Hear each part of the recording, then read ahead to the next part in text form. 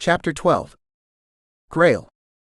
I'd been standing in the kitchen talking to my friend, Augustine, who was my unofficial chef. Since he wasn't cooking for my father any longer, and I hadn't had a gathering since last year, and he needed something to do, I hired him to cook for my friends this weekend. He always brought his partner along, because he helped him and they were a team. Since Augustine's partner was younger than him, he would do the heavy lifting if it required cooking and baking equipment. I didn't inquire about Augustine's age, or paid attention to that part of his resume, but from looking at him, his partner had to be in his 40s, and Augustine in his late 50s or maybe 60s.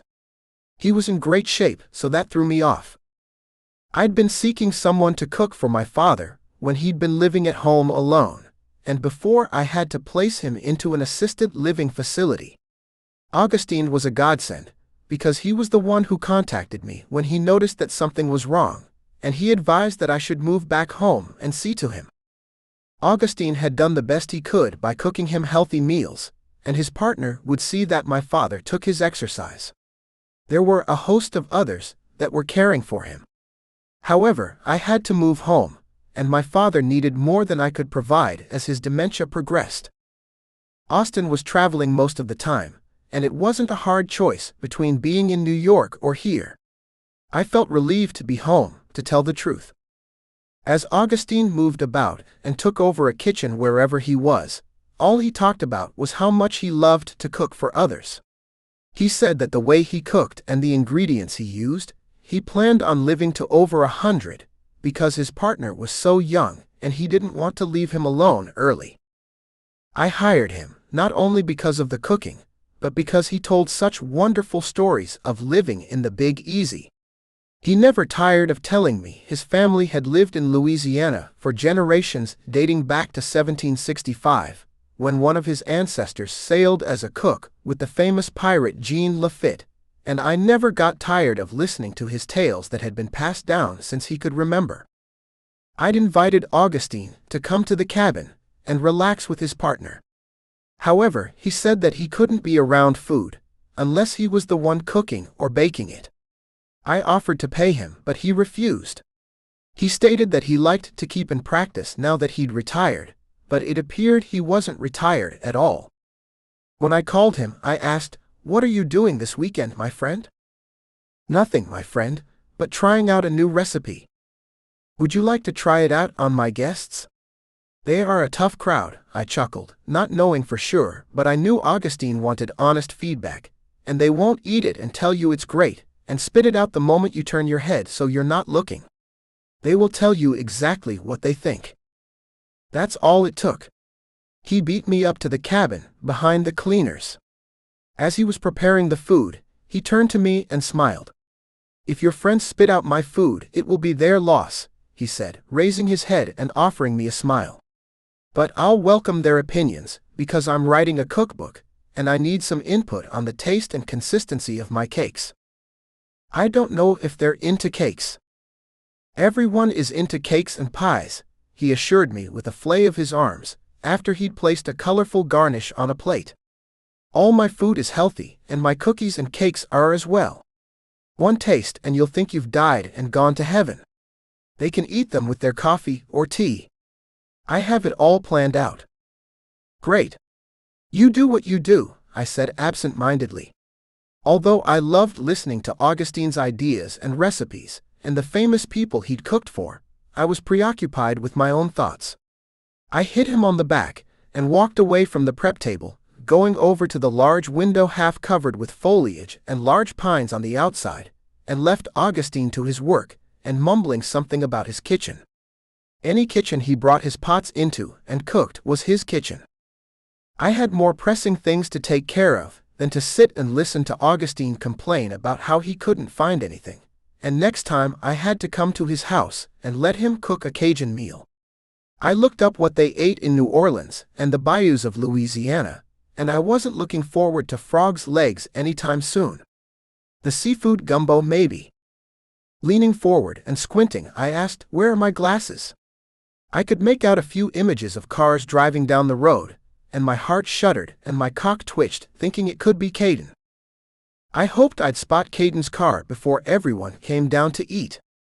I wanted to be the first to welcome him, then I could at least hold him in my arms in a big hug. The only problem, he might feel this hard boner I had in my pants whenever he was near me. Maybe I could lean in with my shoulders and smell his hair, brush my chin against his peach fuzz, which had a scent of an explosion of strawberries every time I'd been close to him. He drove a Jeep, if I remembered correctly. I thought about him and his red Jeep, which brought a smile to my face. I hadn't smiled like this in months. I knew now I was ready to lighten up and enjoy life, once I caught sight of Caden's cute face. With the passing of my mother and now my father slowing down, and Austin never around when I needed him. What the fuck is he doing back from Europe? I murmured, turning around, breathing hard. No. I hadn't expected this. Now I didn't know how to feel. It was Austin driving up, not Caden. He parked his Land Rover and stepped out, looked around and smiled.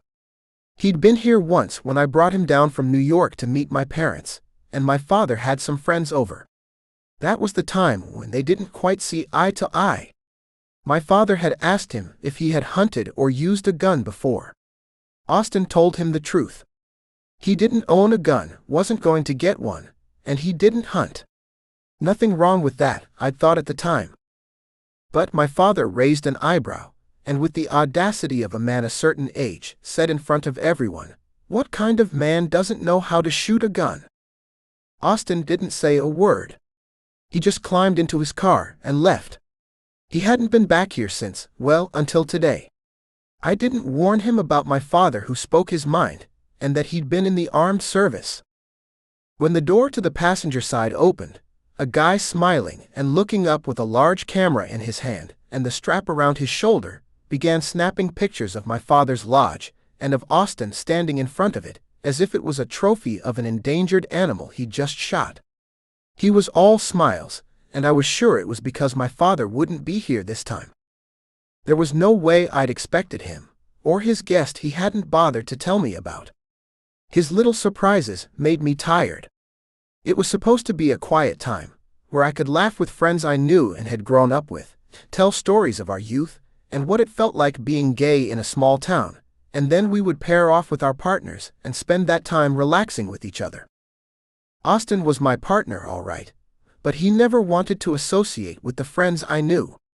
When we lived together in New York, I always accommodated him and went to parties with people I didn't know or liked.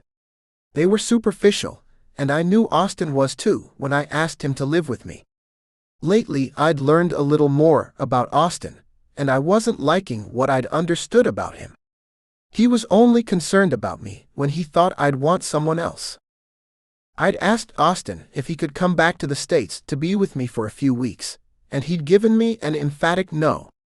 He said that his position in the company was too important, and that he couldn't afford to leave with the way the job market had been at this time. But now he was here, not to be with me, but to bringing a stranger to my getaway. I huffed, took a deep breath, arranged a welcome smile, and strolled around to the front to greet them. When I opened the door to the cabin, the clicking of the camera never stopped. I knew by that expensive camera that he was a serious photographer. When I greeted Austin, I whispered in his ear, "Can you stop him from snapping pictures? I thought it would be me and you and some friends." But he is my friend. "Miles, I want you to meet my partner, Grayle Meadows." "Gray, meet Miles Hoffman, the best architectural photographer New York has to offer." We were talking, and I said that my partner has this wonderful cabin in the woods. Miles glanced around and smiled. "This is a beautiful home, Mr. Meadows. Call me Grayle, and thank you. Since I'm here for the weekend, and we'll be bumping into each other, it's only natural that you call me by my first name." I turned and raised an eyebrow at Austin, who seemed to dismiss my concerns. It would have helped if Austin had given me the heads up, because now I had to find a room for him to stay in, and all the rooms were occupied. There was my room, and that took care of Austin, or anything else that might have gone on between me and Caden. Not that I'd planned for that. Caden's friend Lane and his partner Scott were upstairs with coal and keys. They had rooms side by side. And that left Caden and his boyfriend. In case the boyfriend showed, I had Caden and him in the room with the bunk beds. And then I remembered that my office I never used had a convertible queen bed inside of the couch, so Miles could sleep there. When we turned to walk into the house, I spied Caden's red and black Jeep Wrangler heading up the road and turning into my driveway. "Austin, we have company. Show Miles where my office is. The other rooms are already occupied. The others got here early." Miles raised his camera once more and began snapping away. Not even the clicking noise could distract me from watching Caden step out of his Jeep, and when the door opened on the passenger side, I wanted this day to end. 2 surprises I hadn't planned on. First Austin and now Caden holding hands with a man my age. The guy was a handsome dude. I knew Caden would find someone, but I didn't know he would this fast.